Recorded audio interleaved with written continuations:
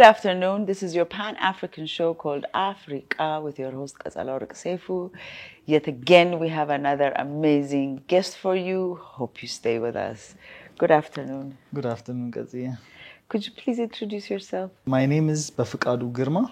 Again, a lot of people know me by Abbi, and also by my stage name, Debtera. Yeah. Nice name. Yeah. I have to talk about Debtera too. Yeah, definitely. So before we get into all these amazing things that you do, since you are a multidisciplinary artist, I would like to know how you got to that stage. Because one of the schools you went to is actually a very nice school. Yeah. So I would also like to know about that school. So go ahead. Nice. My journey in multimedia art starts when I was at an early age, because I was doing music in church, specifically from the Protestant religion, from that background, through choirs and also playing the keyboard. So, and also through friends that have been painting around me.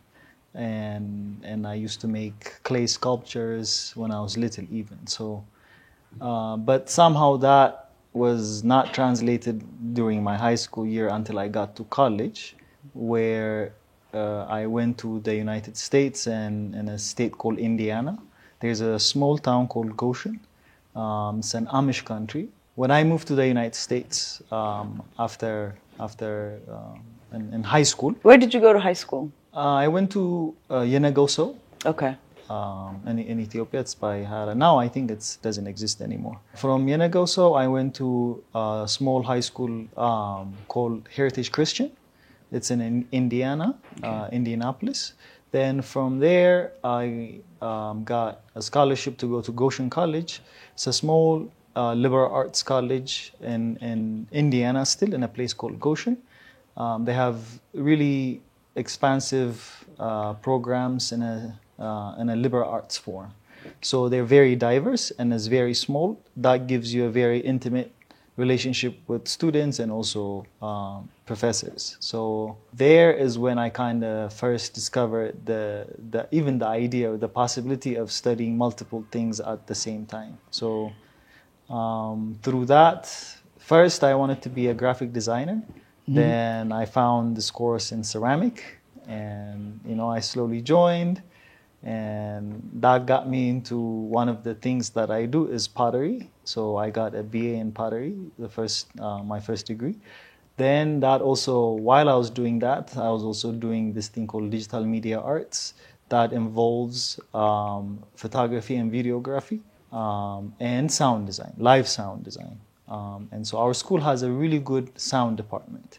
So performance hall. So big performance in a sense that orchestra, symphonies, they come from different states and even record there. So it was a good experience for me to work with big bands and symphony. And also in digital media arts, the program really focused on traditional mediums like darkroom photography. So it was very process oriented. So that created that, and with the ability to also have a little minor at the end attached. So I did this thing called PJCS. It's called Peace, Justice, and Conflict Studies. So this all took about 5 years and a half or something like that. You were very busy. You did not have room to play. Like all summers, I was in summer, working. In May terms and everything. Yeah. That's brilliant.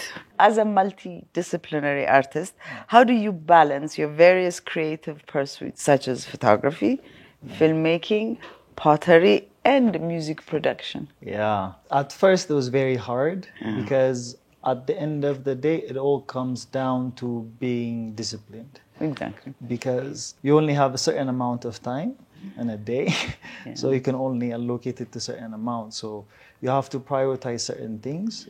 So when I was in the States, it was much easier because of certain facilities or the infrastructure allows you to do that, or to move from one place to one place doesn't take 2 hours a day. So circumstances allowed me to do that. So it was very easy. But when I came to Ethiopia about 10 years ago, I really struggled with that because, as I say, transportation takes you a long time to get to one place. So you kind of spend your whole day doing one thing. Or government offices usually takes a few days or to get simple thing done. So through that, I kind of had to learn what priorities I need and what I can do actually. So for me, being disciplined is what kind of allows you to kind of multitask, because otherwise you'll start something here but will not be able to finish it if you don't give it enough time and enough love to that thing. So especially working with mediums that require that you don't see the output immediately. Right. So pottery, it takes a few weeks, at least you see a piece. Even from preparing the clay. So in the States, I don't have to prepare the clay because it comes in some, like little bags, sacks. Yeah. So here you have to allocate someone to dig for you and process that clay yourself. So it even added more process to the work that I do. So these kind of the art takes a long time until you see the fruits, even in filmmaking.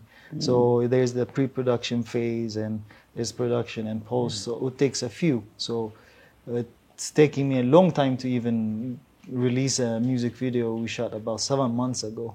So it's a 4-minute thing, but just when you're trying to think about the perfection or details or certain narrative doesn't make sense, you want to add certain footage, so it kind of expands certain procedures, So discipline, time. Discipline time. And time is of essence. Yeah.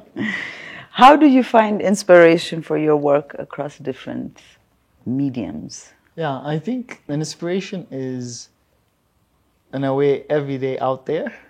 It's just, do we have what's the gift to kind of listen to what's given to us? Right. So the sources are different, So I think inspiration for me can only go so far. It has that, like if I paint you a graph, it kind of raises and dies quickly. So I rather want to go and treat it professionally, and like the saying that goes so inspiration is for amateurs, professionals get the job done, right? So inspiration can only take you to a certain extent. After that, it's your discipline that's going to carry out everything.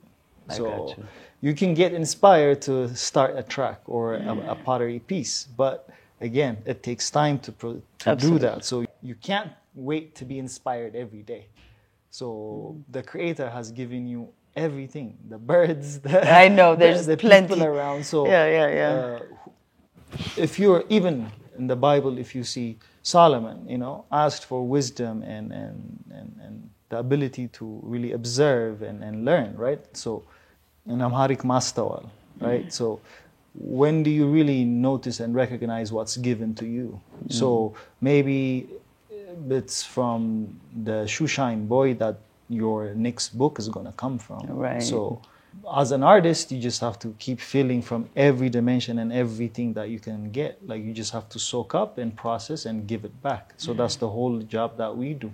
In terms of fashion, you see something, put it in you, process it based on your culture, based on your language or the area that you were raised, and you give it back to the community, or the world, Can you share a memorable project or collaboration where you combined photography, filmmaking, pottery, and music production? So that's a good challenge that I'll take that, to combine the 4, because together. I've never done that. But it's going to be hard since you are doing all of them. So, but in college, I was part of a piece that we made hand drums from clay, from pots. So we just throw, two cone-shaped pieces and just stick them together and put some goat skin around it and make a djembe type of stuff. So it was for my friend's senior show. He was an upper class. He's like 1 year older than me. So he studied pottery. So I like helped him with the music side and with the stretching, you know, and we also performed. So, you know, that I can say music and pottery in one. But for my graduation piece, the whole thesis that I did was focused on mothers. So specifically on my mother. Okay. And actually the show opened exactly a year of her death. So for me, it was that whole year, it was like a healing process in a sense through art. And so I made these 12 photographs that of women that resembles my mom through character in terms of how they act or how they talk or how generous they were, or the physique, like looks, the complexion of the skin, or like, you know, some gestures that they have, how they sit and how they eat and stuff. So I went through a small island called Puerto Rico. So I wanted to come to Ethiopia, but then I have the budget. So the closest similar culture that I can kind of find is the Puerto Rican culture. So I went there, spent a few weeks traveling. It's a small island, so just traveling, getting to know the people, random people that I've never met. So took pictures of them, and I made pots that resembles them. So there's this one piece that really I like of this great grandmother and great granddaughter together. So there's two in between.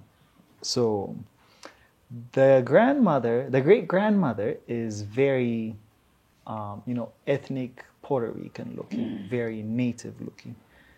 But the great granddaughter is completely white, like blonde hair, blue eyes. And so in Puerto Rico and in Cuba and some of the diasporas, you don't really talk about color because every family has different, like you have a white person. And then you have the dark. Yeah, so it kind of shows the historical, the colonization history of that area. And like, it means a lot to me. And so eventually it was those 12 pieces, 6 on one wall, 6 on one wall, and you walk in the gallery, 6 and 6, and there's a 13th piece, like this huge life size of a mosaic that I made of my mom.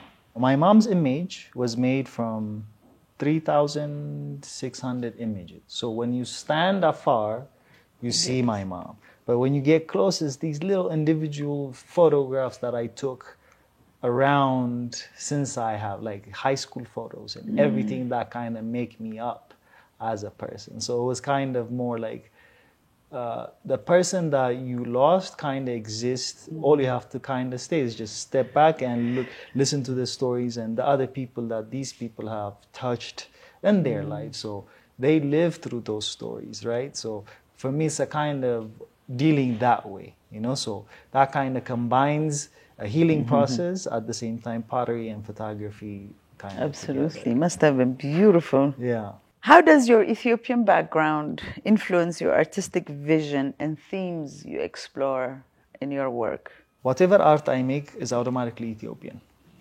because it comes from, you take something in and you digest it, process it according to your culture, according to your language and geographical locations. And those usually defines your identity and who you are. So what I noticed actually is when I was in the States, I was making more darker themed stuff. So because the geography around me and the culture around me, I'm seeing racism out in front.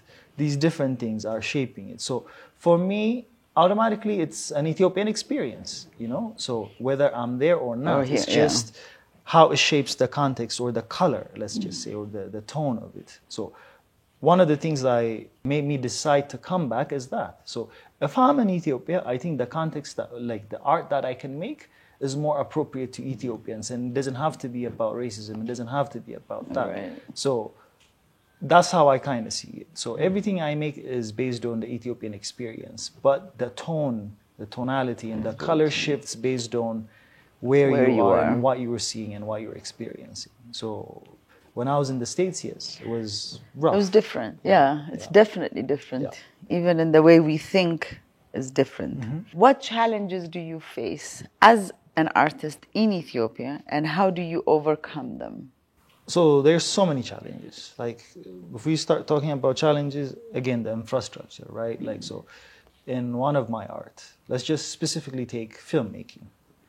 So we're all here at production set, we're doing this, conducting this interview, everybody's ready, on time, we have everything ready, we can lose the power anytime. Okay, that pushes schedule and different things.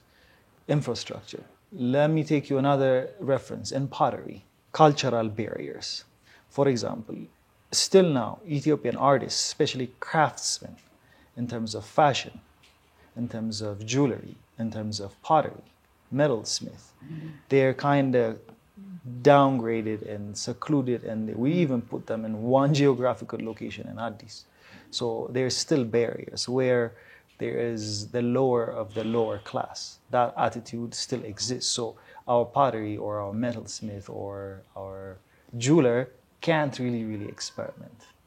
Those kind of challenges, you know, from everything. But nowadays, there's more connection online, right? So TikTok and Instagram and bringing people in the world together. And people are recognizing and realizing that other nations uphold their culture and their values, traditional values up high. So there's movements, and I do pottery. There are more people who are interested in pottery now versus when I came 10 years ago, you know? So the challenges are too many. But I feel like as Africans, as Ethiopians, specifically being Ethiopians, and if we say the things that we say, we're the hub, the African continent, all of those things that we claim to say, I think the problems should not deter us or people like me to come and work and practice what they like here.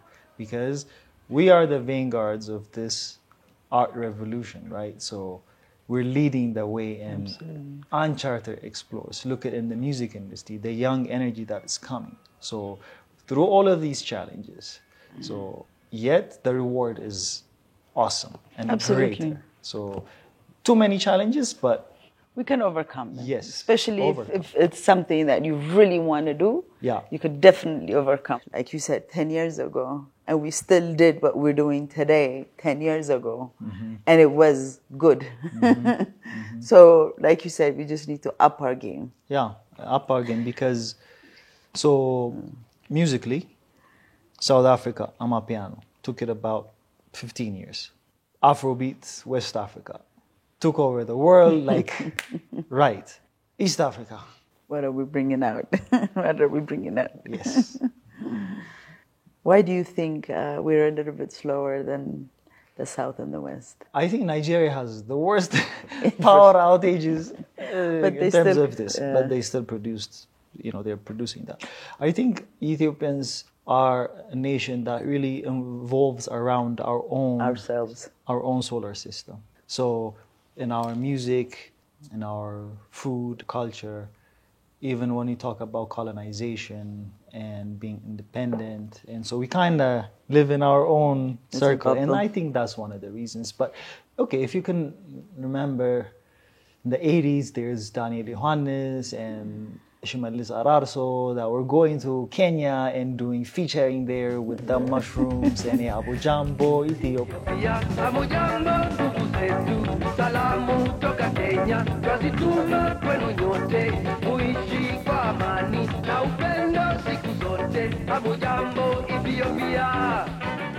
So there were links. There were even a talk of Gash Mulatu and Fela Kuti working together. Can you imagine if we have heard that? So there was a connection. I think we had started something, but it was not fruitful. So I don't.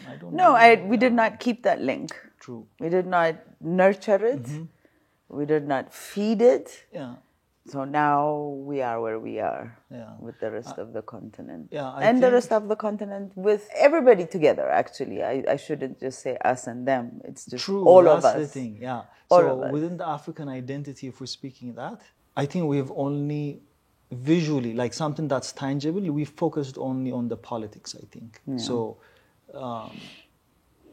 I think, the intercultural exchange.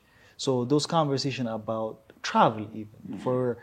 Imagine I'm a musician. What does it take me to get, let's say, a kora from Mali or from Guinea here?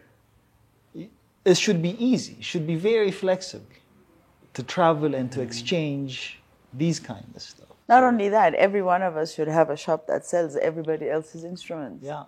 That's one way of uniting. Yeah. You know? Yeah. Can you tell us about a particular photograph or a film project that holds special meaning to you? So for a long time, photo project, right? Photo.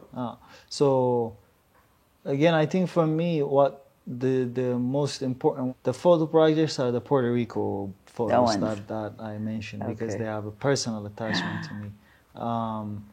In terms of film, most of the stuff that I've done is heavily advertisement and documentaries. So out of those, and a few music videos, two music videos.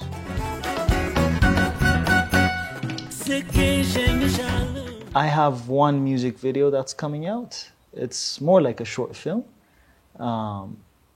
I directed it the first time, so me directing, and I felt like I kind of put my emotions and everything. So it's not yet released, but it's gonna come. It's a new artist that I've been working with for a few years, and she has a new album that's coming out. So her name is Salim. It's gonna be good. I think that's what it's gonna hold. I think previously it's for client based, so to a certain extent you don't have full creative control. So, but this one, we kind of came up with the concept, and we shot it in Afar and Bali, and I was there, I was shooting it, and it was you were the creative. Yeah. So I think that would be. How does pottery and music production intersect in your creative process? So the process is very different. One relies on people. For example, when I make music, I am heavily relied on singers because I don't do vocals. I'm a studio producer. So I really have to be collaborating in that spirit. So, and it's also for commercial consumption. So it reaches a mass, and but on a pottery side, for me, it's like a meditative, a spiritual. It has that vibe. It's focused on you. It's you and the clay and nature. So it's the four elements. So you can't really force it. You really have to be catering to it. So you can't just abandon it and save it for later. No. You can't say that. So it will be dry. Exactly. And so the processes are different, and also my pottery is usually for personal consumption or commissioned. So I don't make functional objects that people come by and use every day. So you come to me and you tell me, hey, I have this little corner and I'm something thinking to go of there. this. And so we make you something because I invest a lot of labor and a lot of time. So, and I've noticed love. Yeah. Because I've seen some of your pieces, and like you said, they're art pieces. They're not functional. No, but to just have them on a table or, decorative piece. Exactly. Yeah, that's how I see it too. Yeah. And also, within the Ethiopian context, doing pottery within the functional sphere, I need a few people to really help me fire and keep up with the production needs. So mostly we will get to do that, but mostly now I'm focused on the music and also in the visual, and the photo video. Now let's get into the sound system. Yeah. Because sound system. Let's just talk about sound system. And when we say sound system in your world, what does it mean? Okay, so my type of sound system, or our type of collectively, it's a type of speaker arrangement. Okay. So traditionally, technology like factories and these audio giants like Sony and other like Akai, so they came up with, making it stereo available for people. So a certain frequency range can be played in 2 or 3 speaker heads. Okay. So one plays the heavier sounds, and one plays the medium range sounds, and one plays the high tone, like, for example, a whistle or a clap. So the higher tone. So that's how the traditional sound system works. So we call that 2-way, 3-way. So when you come to our sound system, we actually assign specific frequency range to a specific speaker head. So our sound system is a 5-way. That means there's 5 different types of speakers within different boxes. Oh, okay. That's why we stack them. You stack them. So there's the big one on the bottom, and then they go by tone. Yes, and they go. So we stack 3. The top one has 2 kinds. Okay. So 5-way sound system, where our sound system can play frequencies that you don't hear, but feel. Sub-hearing frequencies, sub-bass level. So deaf people come to our show, and we put them on the ground, and sound travels. It's a wave, it's something that reaches you and touches you. So, but you can stand by the speakers, and your ears don't really get obliterated, or like you don't get the ring. So it's tailored and it's custom built. So we got the wood from Amsterdam when we assemble it here. And it's a tradition that came from Jamaica and finally exported to the UK and in the 70s, in the late 60s. And it's an Ethiopian thing because dub is a music genre that we play. So dub and reggae comes out of the Ethiopian tradition because of the colors and because of the message that it gives. So we're kind of bringing it back and giving it the Ethiopian. So because Ethiopia is not represented in many things, as you know. Yeah. So one of it is in sound system. So you look at the international sound system festivals and you see Ethiopian colors, you see even the names that people have are Ethiopian names. Yeah. So, but you don't see no Ethiopian representation there. So I think we want to put Ethiopia on the map and saying, yes, we exist. And we do a sound system session. And we've been doing it since 2018. We do international events. We're doing Addis Ababa every monthly events. So we call it Addis Dub Club. And so that's the kind of no stage, everybody's equal, no barriers, anybody can come, one microphone. You only play with CD or vinyl, and there's an MC. It's based on word power and word culture. So there's people who rap and MC and hold up the crowd. So it really creates talent. And if you have the talent, you can just ask the mic and, people kind of share the mic. So it's not like reggae, there's a stage, there's someone that famous guy you can't really touch, and there's guards and dub is, no, everybody's equal, nothing is up there. Every speaker is there. Same ground, same level. Same level, yeah.